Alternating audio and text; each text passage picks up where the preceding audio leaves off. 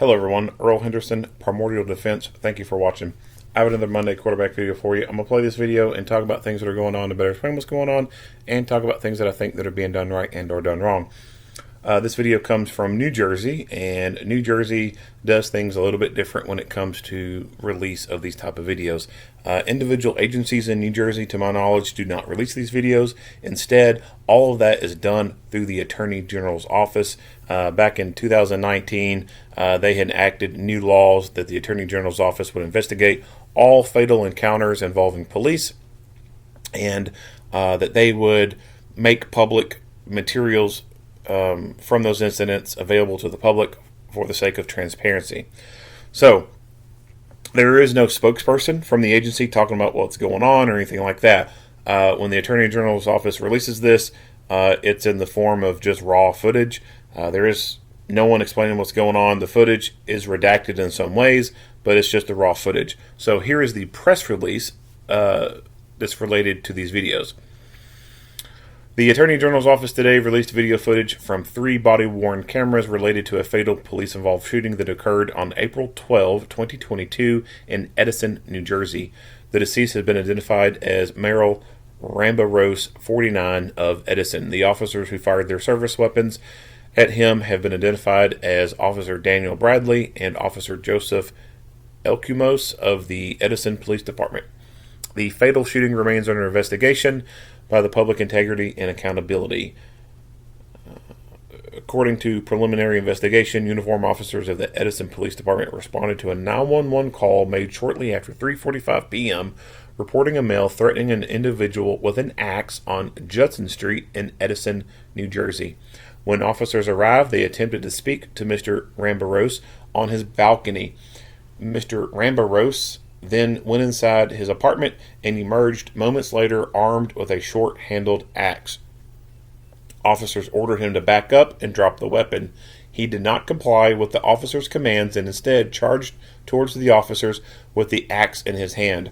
At this time, officers Elkumos and Bradley both fired their weapons, fatally wounding Rambarose. An axe was recovered near the suspect. Officers and emergency personnel rendered first aid to him, who was pronounced deceased on scene via telemetry at 4:41 p.m. All right, here we go.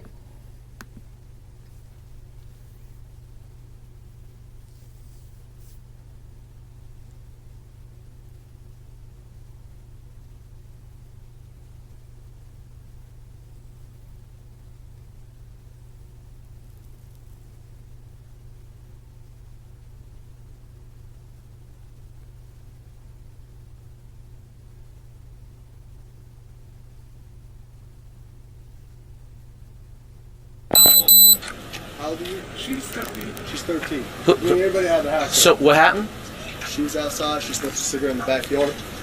He comes out. He has an axe in his hand. You come out. And what? He has the axe in his hand, and she says something like, "I hate smoke. I hate the smell of smoke." He lifted it up, and she really thought that he was going to hit her. So she looks down, puts a cigarette out, goes back inside, locks the door, calls the police. Uh-huh. And he's still up there, correct? He went back into his apartment? He went back. I just heard him scratching something. You heard him scratching things on the Like a floor? wall, I don't know. Which apartment is he? He's Yeah. okay. His window's open, right? Back entrance, right?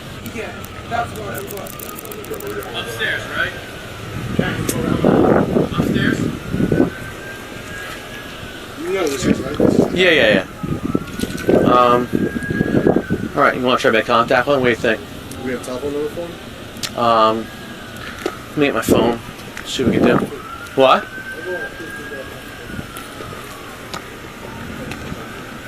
Are you asking now?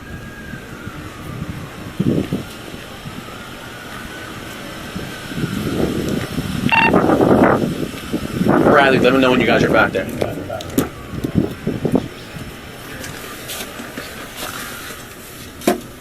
We're back here.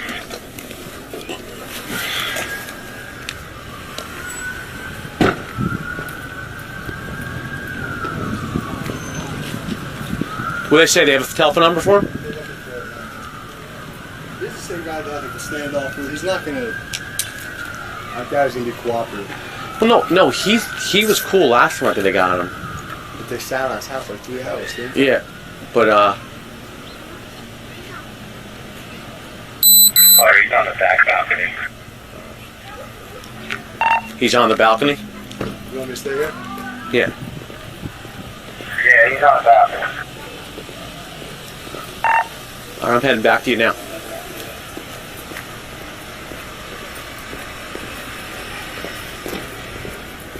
3550, Raven. Hold these people and these kids back here. Don't let them bet in the back here. One of you. Stay out here. Nothing in his hands right now. Hey, shh. Just. They can walk that way. Just keep them from betting back here.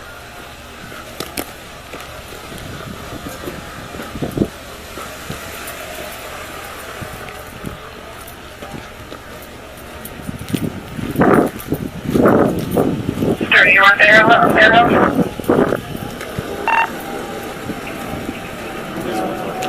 We're good for now. You keep it up for now. Merrill. Course 26. You want to smoke? Yeah, Go ahead and smoke. Okay. Merrill. Do me a favor. Can you come down and talk to us? Can you come down and talk to us or no? Merrill, do me a favor, bud. Just come down and talk to us. What? For what? Playing stupid? I'm not playing stupid. I wasn't here though. Okay. So you're ignorant. I wasn't here. Read the report. What it did to me. I know the report. I wasn't You here. don't know your report. Yes, I do. I wasn't here. So can you come down and talk to us or no? All I'm asking you to come down is talk to us. I'm coming to chop you and kill you in this spot. You won't do that, man. Come on. Just At that point. what? I'm at that point. Don't be at that point. Just come out and talk to me, man. I'm an easygoing guy. I'm telling you. 61, Joseph. Hey, what's up, man? Hey, you're the asshole that came in my room, didn't you? No, that's you. What? Thank you very much. Appreciate it. Man, come on. I know you're upset, but it's not helping. Listen to me. I'm telling you. I'm an easygoing guy. Just come down and talk to us. We'll talk things out. You're all scumbags. I might be. You're all crooks and thieves and liars. Just come on down and talk to us. Shut your ass. You're a cracker. I know. She cannot smoke here. She cannot smoke. Okay, well, Comes up here in my face. she's not out here right now. I promise you. We told her to stay out front. So she's not here. So you come down and talk to us. All right.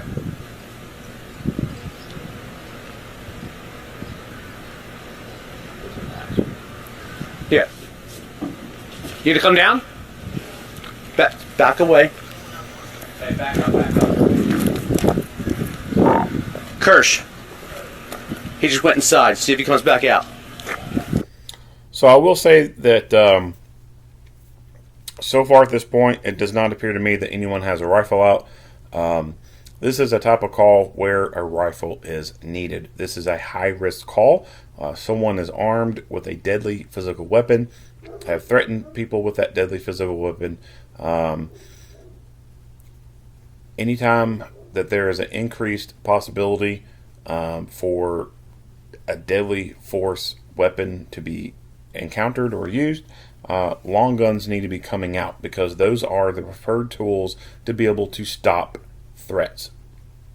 Pistols are capable of stopping people, but they just do not do that great of a job like a rifle or a shotgun does.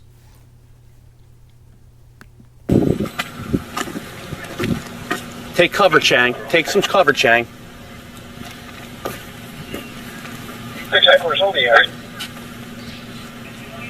For Justice Street.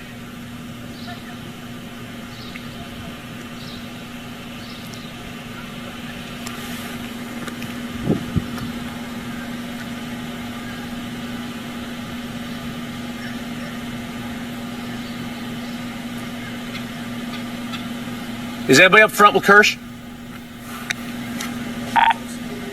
He's out here. He's out back. Dude, put it down. Put it down. Put it down. Hey, put it down. Put it down. Put Put it down, Merrill. Put it down. Shots fired. Send an ambulance. Shots fired. Send an ambulance. Suspect down. Move it. Setting an ambulance. Shots fired. All right, so we do see one person with a rifle, or what looks to be a rifle. Yeah, that's a rifle. So that's good on this guy. Looks like this guy might have been the only one who was thinking correctly about bringing the right tool to the job. Setting an ambulance. Shots fired. 1618. Everybody's on. Send me Max. He's also a sergeant. You can see marks on his shoulder. Back that up just a little bit here. So he is of rank. It's also possible that this agency only has the sergeants with rifles. I don't know if that's the case or not, but that is a possibility.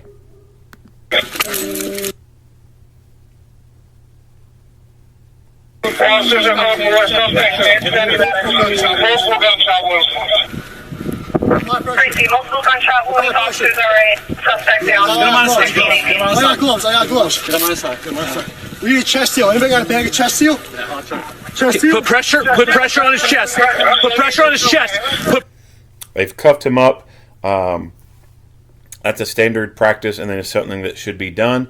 Just because a person has shot and has gone to the ground does not mean that they are no longer capable of becoming a threat again. We don't have x-ray vision. We can't see what the bullets have done inside a person. We don't even know if the type of injuries they have are going to be the type that they don't ever get back up from. They could be momentarily incapacitated and may have been momentarily mentally incapacitated. They may have felt that initial shock of pain and fear, and if the fight has gone out of them, but a couple minutes later they may have become mentally stronger again and have decided that they're going to start fighting again. And if that's the case, then it's a whole lot more difficult for a person to be an effective fighter when their hands are cuffed behind their backs. They're also talking about providing medical care. The video is going to end here pretty quickly. We're not going to likely see a bunch of medical treatment being given, but they are talking about it. We do see some people who appear to have tourniquets on them, and we hear them talking about chest seals. So if they have medical gear on them, they could end up using that on him. But ideally, the best thing is to use whatever extra gear that would be in the car. So I call that second line gear. First line gear is the stuff that's carried on you. And in my opinion, that stuff should be reserved specifically just for you and or your teammates. Everyone else should get second line gear, the trauma bag that's kept in the vehicle.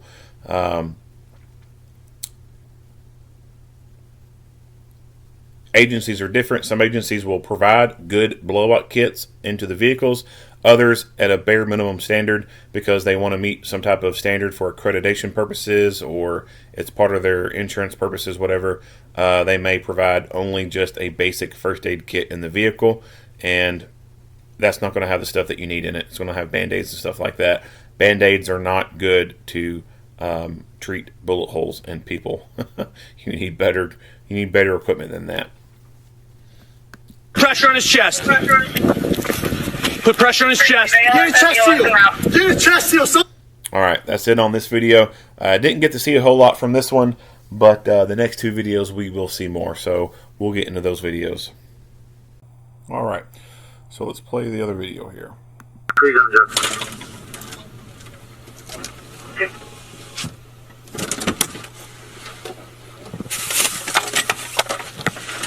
Kirsch, what do you got? So I like how he obviously has his camera set to active recording before he ever gets out of the car. And it is apparent to me that it was recording while he was still in the car. Hence why we hear the audio. That's a good tactic.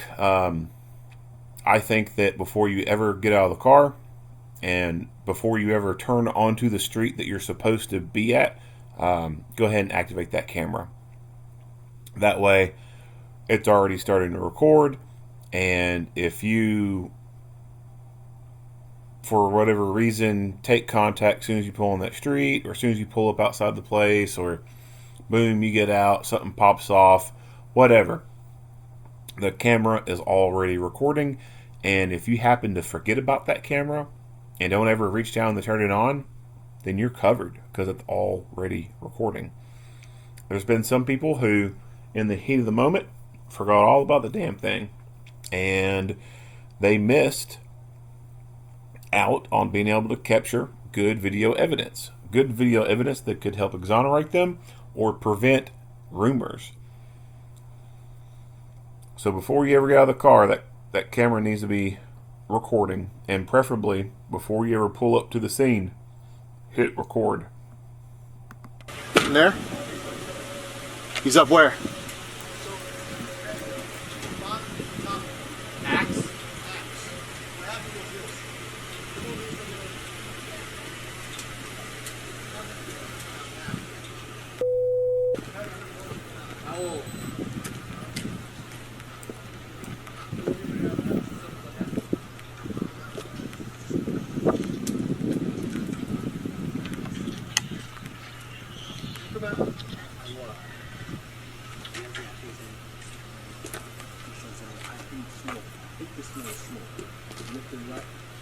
She really thought that it was going to hit her, so she reached down, put the cigarette out, goes back inside. Locks the door, closes it. He's still up there, correct? He went back into his apartment? He went back. I just heard him You want to scratch it, please? I'm like,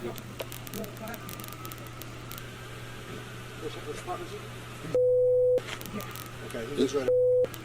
There's a back entrance, right? Yeah. Okay. I'm going to grab Maria, I'm going to go around the back. Chang, let's go around back. Upstairs?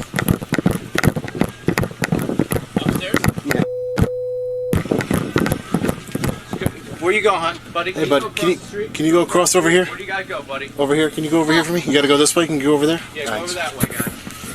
Hey, guys, if you're walking home, just walk on the other Everybody go on the other side of the street, please. side. Okay? Thank you.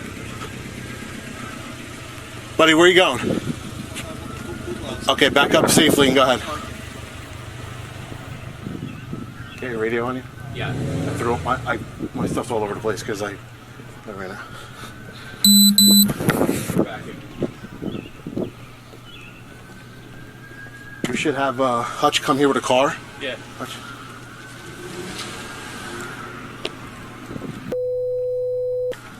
Park. We'll use your car as like kind of a cover kind of thing. Yeah, that's him. Kind of thing.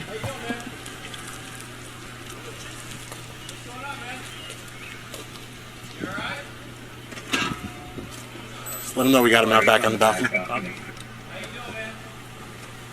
Chang, don't go. He's on the balcony? Yeah, he's on the balcony. What's his name? What's his name? Well, hey, sir, what's your name? How you doing, man? You okay?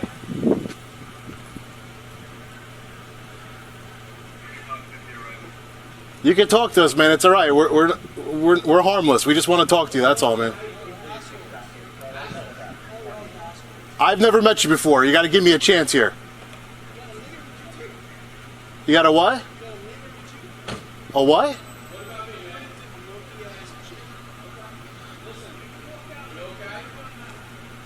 You okay?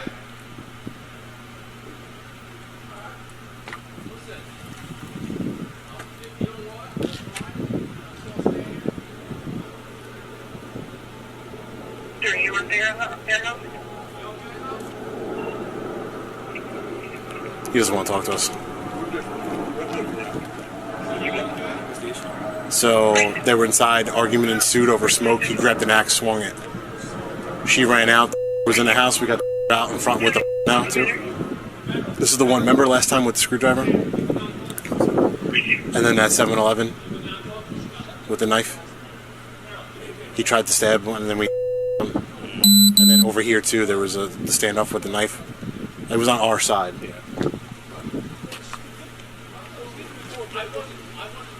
make sure no one's coming up this way. Yeah, because there's kids. They're all going down there, but I want to make sure. All right, cool.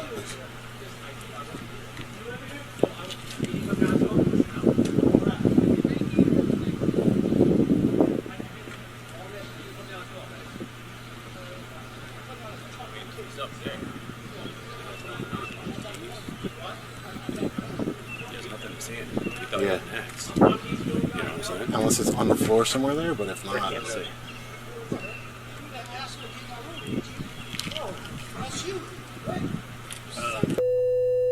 Oh yeah, extensive, yeah.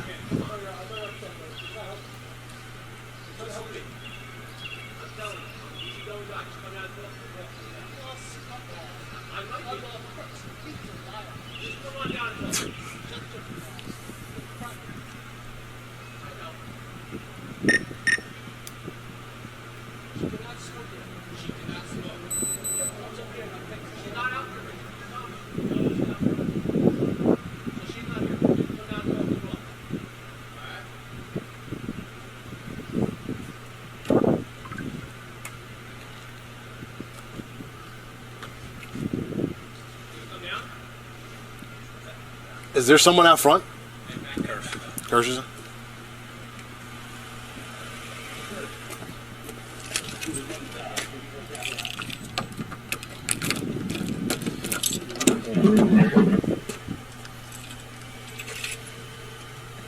Checkers, hold the air. I see volume of hold the air for Justin Street.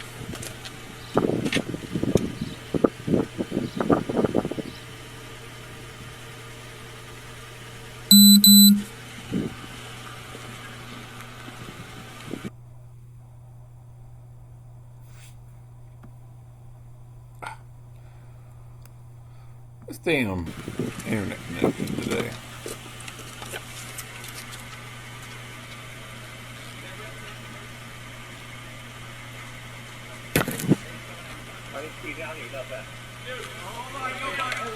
Oh, buddy, come on.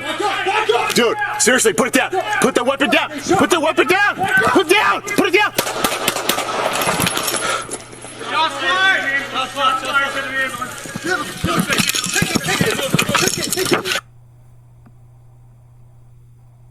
Let's back that up a little bit.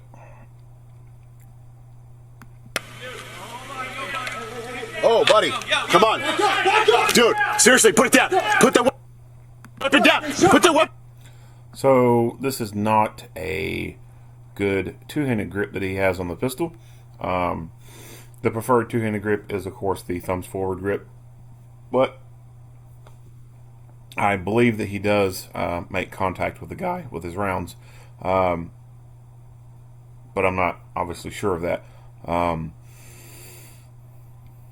A handgun only has 2 points of contact.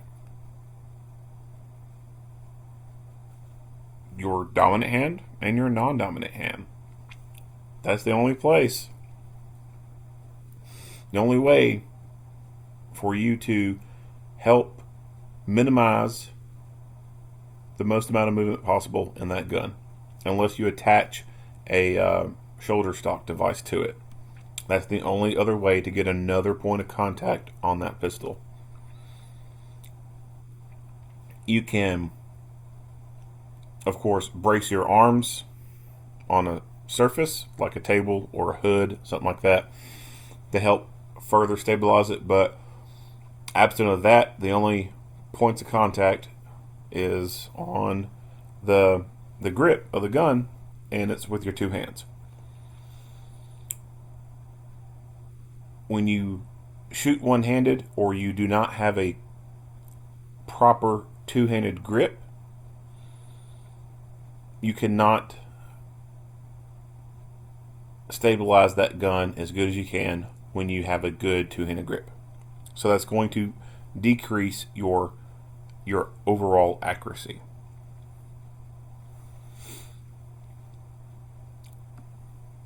Put it down! Put it down! Put it down!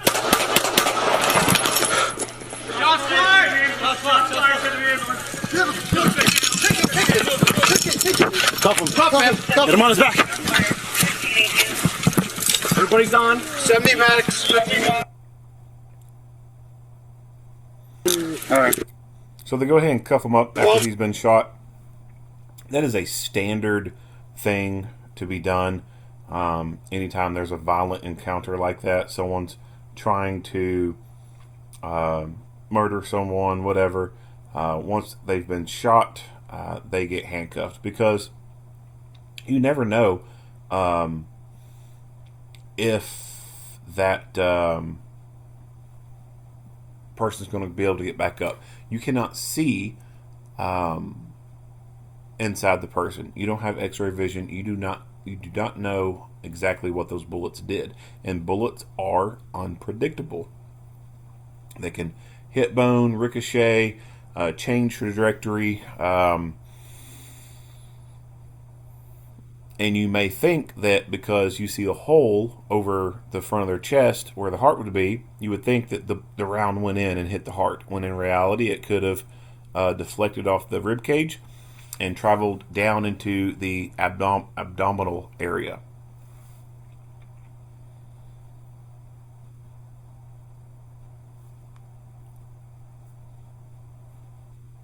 If they were to get back up, it would be harder for them to fight effectively with their hands behind their back.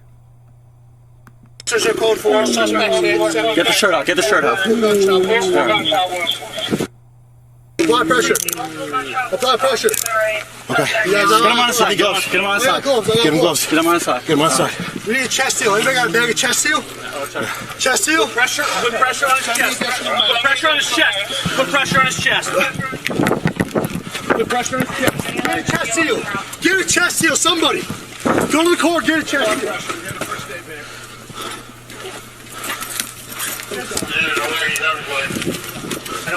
I did.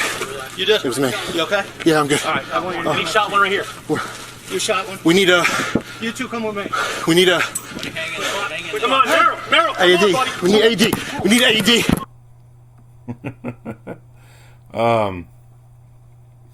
So they're starting to render medical aid for this guy. That's also a Get standard him thing close. to be Get him on done the side. Get him on the side. after We need a an chest seal. Anybody got a bag of chest seal? Chest seal? Pressure on his chest. Put pressure on his chest. Get a chest seal. Get a chest seal, somebody. Go to the core, get a chest seal.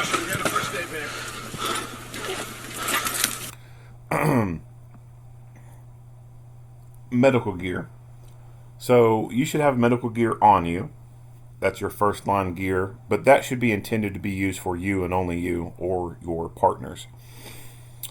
Second line gear is stuff that's kept in the vehicle. That's what you should be using on bad guys. The placement of this gear is important as far as the stuff that's in the vehicle.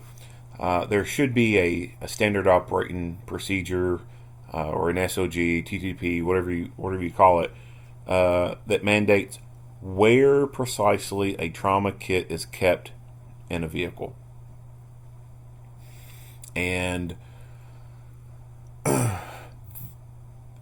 a few places where this could be, depending on what the agency is going to be providing. If it's something like an IFAC that's going to go in every car, then that could be something that is mandated to be kept up in the cab of the vehicle between the two seats. That would be a good place to put it. I have an IFAC up in the cab area of my vehicle, and it is between the two seats. I also have a trauma bag in the trunk of the vehicle. Now, when it comes to putting stuff in the trunk of the vehicle, this is also going to depend on what type of bag it is, how big it is, how much stuff is in it. One of the problems with putting stuff in the trunk is sometimes things get buried in the trunk. And even in this SUV, this cargo hold that you can see, there is stuff that is just piled on top of stuff. That happens. You have to be mindful of the fact that you do not need to allow your trauma kit to be buried under stuff. So it should be policy that the trauma kit is always on top. Always. And you should also go further and stipulate that it should be on one side of the trunk. It either needs to be on the left or it needs to be on the right. That way everyone is doing the same thing. So it doesn't matter which car you go to. Okay, trunk space, cargo space on the right side. Go to any car.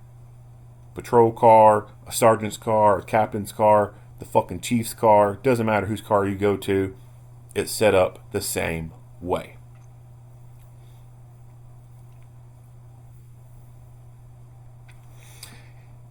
He talks about going to get an AED. Now, I don't know if, they had checked the pulse and said that, hey, this guy has no pulse. When it comes to administering CPR on a person who has no pulse after a traumatic injury, I am of the opinion that it's something that could be considered to not be done. And there are some ambulance providers that do this. If they go to the scene of a car accident and the person has no pulse, they are allowed to choose not to perform CPR and life-saving measures on the person. Now, some places will go ahead and start doing that. They get there on the scene of the car accident, there's no pulse, they will start working them, and then they'll do it until they get to the hospital. There was a study done.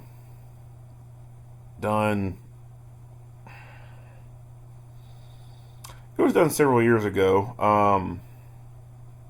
I can't remember exactly when.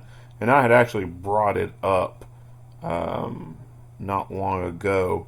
And I had brought it up on another video to talk about, but I never did actually talk about it. But the study had talked about people who had penetrating trauma, where cardiac arrest had occurred, and what the survival rate was on them when CPR and everything was initiated on them. And there was something, it was like a 98 or it was a 90-something% failure rate. Very, very small percentage of people were able to be brought back. But like I said, I want to say it was almost like 98% of people who had cardiac arrest after a traumatic injury, such as a penetrating type of injury, they did not make it. So, to me, because of that, it seems almost like a waste of time to initiate CPR on someone when you only got maybe at best a 2% chance of bringing them back. And again, that is why some places they choose not to provide aid, or not provide aid, but not to conduct CPR or anything when there's an absence of a pulse, because it's just wasting time. The injuries they've received are so great that it has stopped the heart. It has killed them.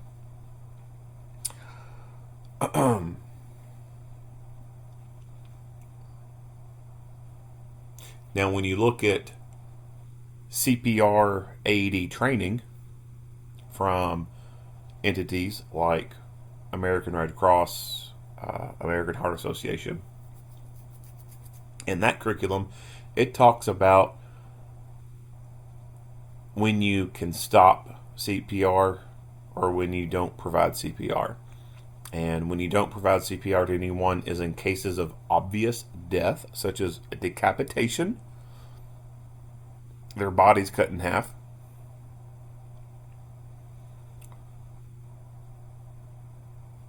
signs of rigor mortis, like they've been dead for a while, decomposition, things like that. And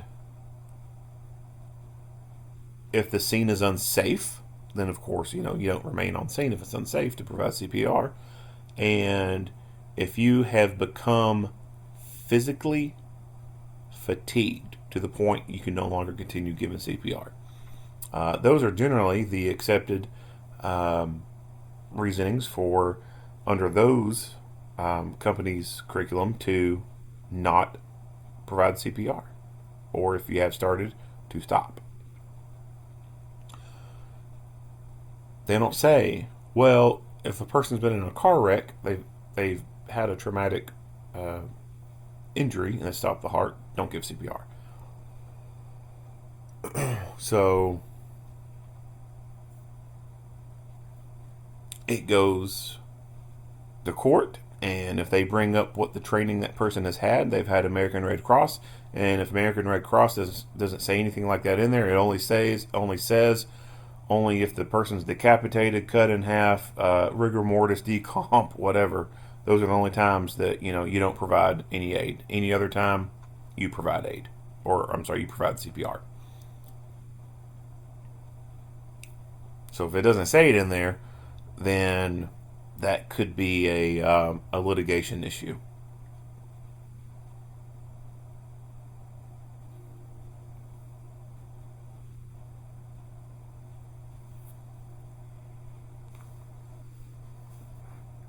No, like I said, I have no idea if at this point this guy has a pulse or not, but the dude does mention, I gotta go grab an AED. Alright, let's go on to the third video. Alright, here is the third and last video.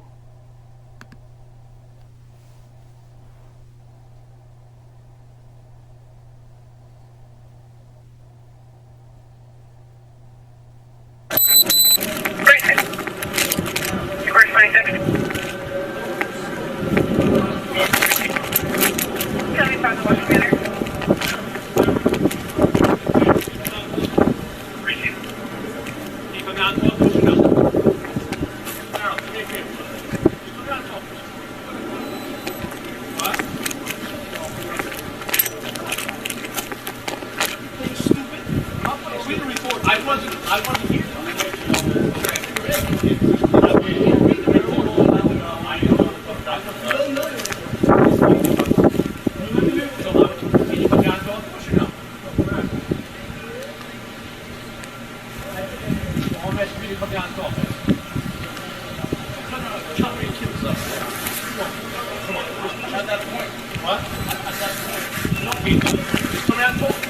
I'm an easygoing guy, I'm telling you.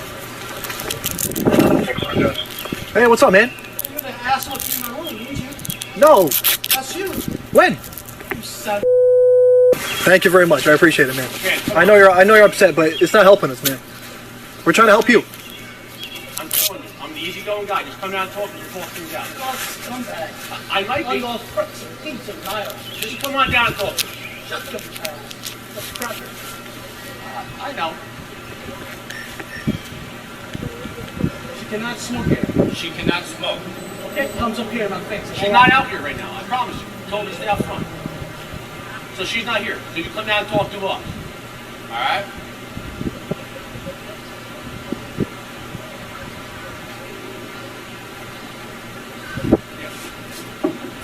You can come down? Back away. Back. Kirsch. He just went inside. See if he comes back out. Where's he being so far over here? 6 headquarters, hold the air. A civilian is hold the air for Justice Street.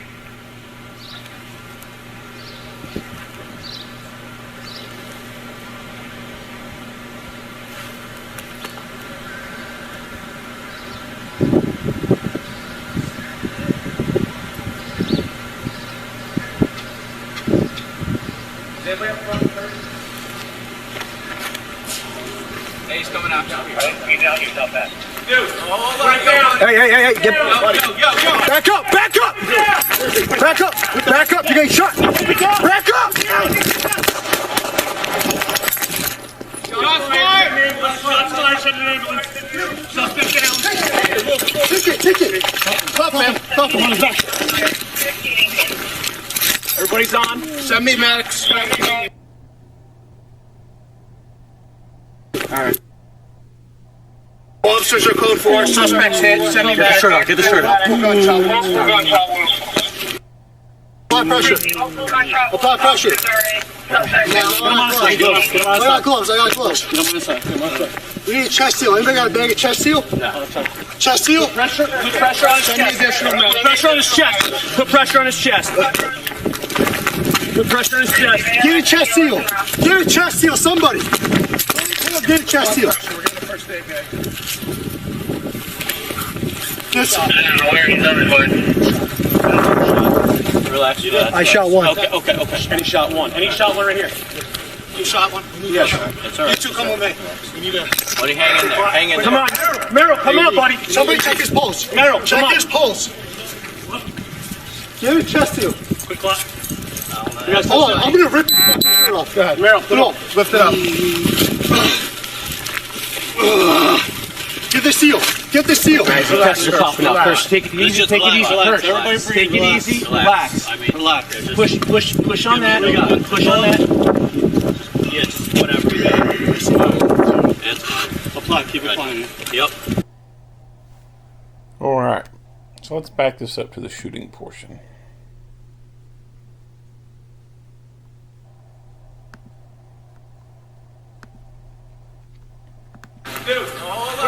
Hey, get back up! Back up! You're getting shot! Back up! So at this point, he should have already been shooting, in my opinion.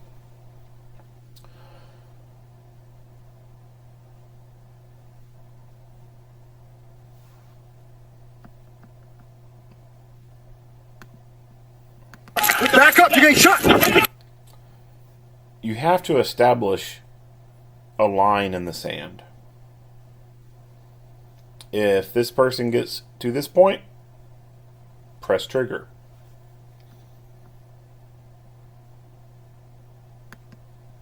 Back up! You're getting shot! Think of the distance that this guy cleared.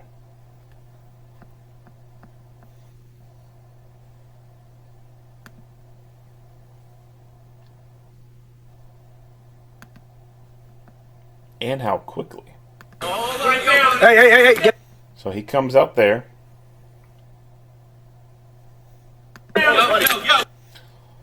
And we can use this top timer up here as a reference.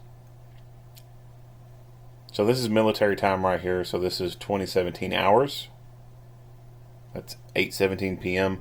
And this is the seconds right here. The Z just stands for Zulu. That's a time zone. Time, so it's just a like Central Daylight Time, whatever. It's Zulu time. Hey, get... So he comes out at the 42-43 mark. Back up! You're getting shot! He closes the distance very rapidly in a short amount of time. 5 to 6 seconds. He was clearing this distance, and the officer was not that far forward. The officer was at this tree. Back up! You're getting shot! Back up!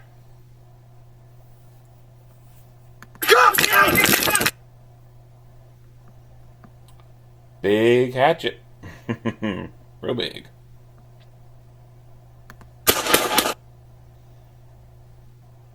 And it took for this guy to get this close before he decided to press trigger. That's way too damn close in my opinion. This guy is running. He's sprinting forward. You can't sprint backwards. This officer is unable to back up faster than this guy can sprint forward. It's impossible. I mean, I don't think anybody can run backwards faster than a person who can run forward. Now, maybe if it's an adult versus a toddler, right? But two adults, no one's going to run faster backwards than someone running forward. So that's one issue. You're not going to be able to maintain space at all. They're going to close the distance on you. The other problem with backing up or running backwards, you don't see where the fuck you're going. You see these parking curbs right here? He could have very easily tripped on one of those and went back. And then this dude could have been on top of him.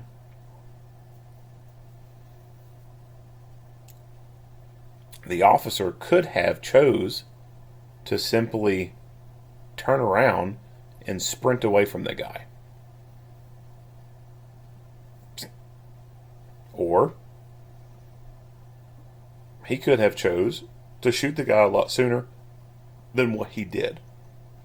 And I think that's the most appropriate option. They gave several verbal commands. He ignored them all. As soon as he began to start the sprinting, the officer should have started pressing the trigger to stop this guy. By waiting too long, you put yourself at risk of serious physical injury and or death. I get it. No one wants to do the thing.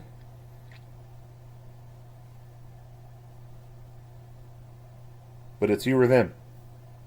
It's as simple as that. It's you or them. They made that choice. And he's using a pistol. What if his weak pistol caliber rounds did not have immediate effect? There was a video, and I cannot remember the agency of it, but it was shot from a cell phone camera.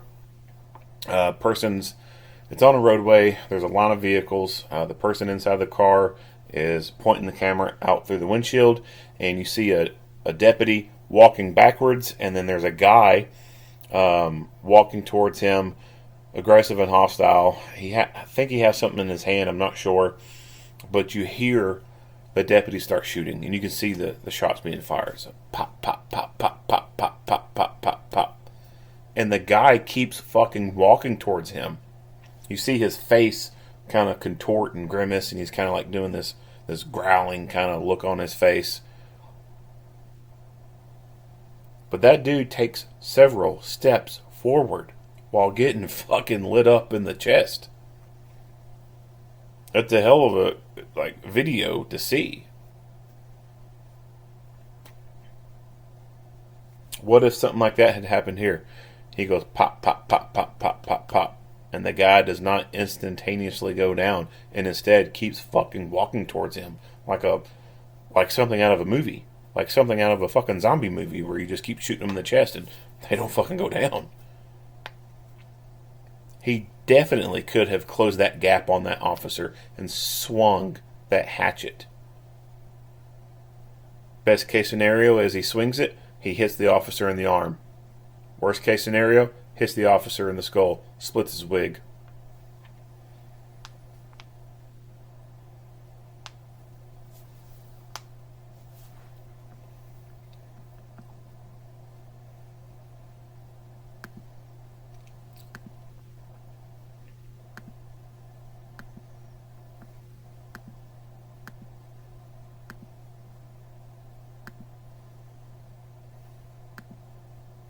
See an officer here in the background retrieving a bag valve mask, getting it out to get it prepared. So it seems like they've got some decent trauma gear or medical gear to be able to utilize. So that's good. A good trauma kit should have more than just a tourniquet and chest seals and stuff like that. You should have bag valve mask, cervical collars, all your BLS gear, basic life support.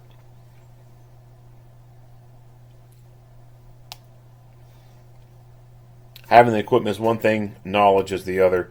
You need to have a good working knowledge for trauma. Specifically for this battlefield type of trauma, you need to have the medical knowledge of TCCC, Tactical Combat Casualty Care.